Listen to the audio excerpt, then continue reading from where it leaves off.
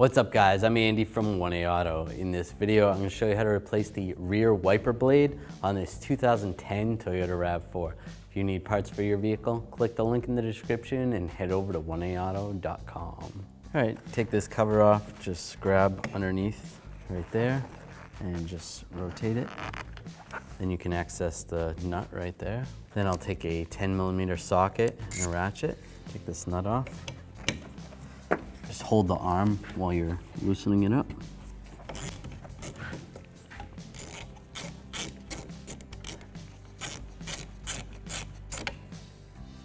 Take that off. Before you actually take the arm off, what you can do is just use a marker that will work on glass or even a crayon and mark the location so that when you go to put it back on, you can get it back where it was. Now just grab the arm and just try to pry it up a little bit underneath here. I'm gonna have to rock this back and forth a little.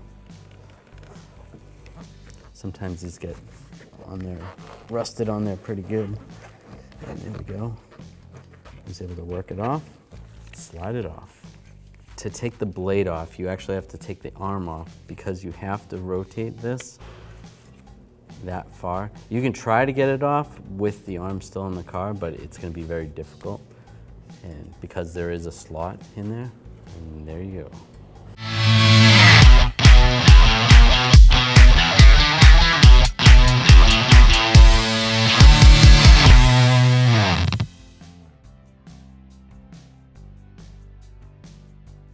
To reinstall the arm, you're just going to slide this in like this. It's going to go in pretty easily, and then there's going to be a little bit of resistance and rotate it just like that. Now just take the wiper arm, just line this up just like that. You can fold it down, find the location where it was, put the nut on, take the 10mm socket and a ratchet.